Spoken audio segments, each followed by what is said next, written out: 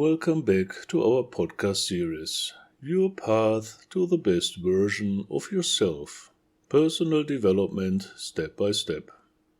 My name is Falco Wiskirchen. I'm a naturopath for psychotherapy and leadership coach, and I've been supporting people on their personal journeys for more than 12 years. Today we're talking about something that many people find surprisingly difficult: setting boundaries and saying no, and the inner freedom that comes with it. At first glance, boundaries sound simple, but for many people they are incredibly challenging, not because they don't know what they want, but because they fear the consequences. Fear of rejection, fear of conflict, and fear of guilt. Many of us learned early on that belonging depends on how adaptable we are, that harmony matters more than honesty, and that saying no is selfish. But boundaries have nothing to do with selfishness. They are an expression of self-awareness and self-respect. Setting a boundary doesn't mean rejecting another person. It simply says, this is as far as I can go, and no further. Boundaries don't only protect you, they also protect relationships. Because where boundaries are missing, resentment often grows quietly. Overwhelm appears, or emotional withdrawal. Many conflicts don't arise on a factual level. They arise from emotional overload and unspoken needs. Maybe you know this feeling. You say yes on the outside, while inside something has already said no.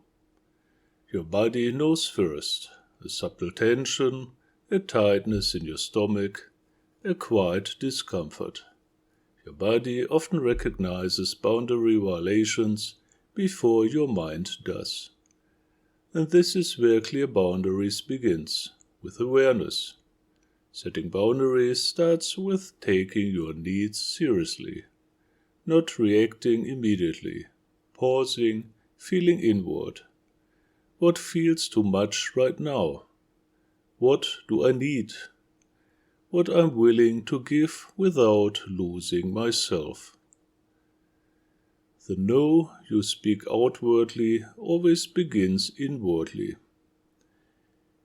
If you ignore that inner no, it will express itself later, through irritation, withdrawal, or exhaustion. Many people only set boundaries when they can't take it anymore, when pressure becomes overwhelming. Then the no comes out harsh or full of guilt. Healthy boundaries are set earlier, calmly, clearly, and without justification. A no doesn't need long explanations.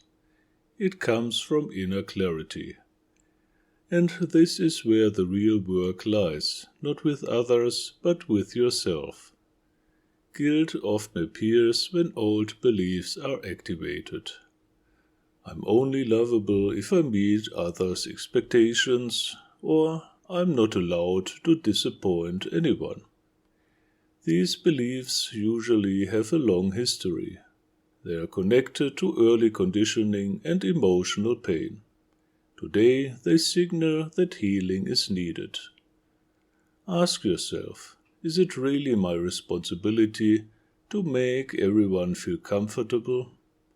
Or am I allowed to take care of myself too? Setting boundaries doesn't mean lacking compassion. It enables true closeness. Because when you're honest instead of adapting, authenticity arises. And authenticity is the foundation of healthy relationships. People with clear boundaries don't feel harsh. They feel present, reliable. They know what they stand for and what they don't. Not everyone will like your boundaries. Some people may react with irritation. relationships reorganize, and that's normal and healthy. As you take yourself seriously, your self-worth grows, not because you perform more, but because you honor your needs. Boundaries are an act of self-leadership, conscious, clear, and powerful.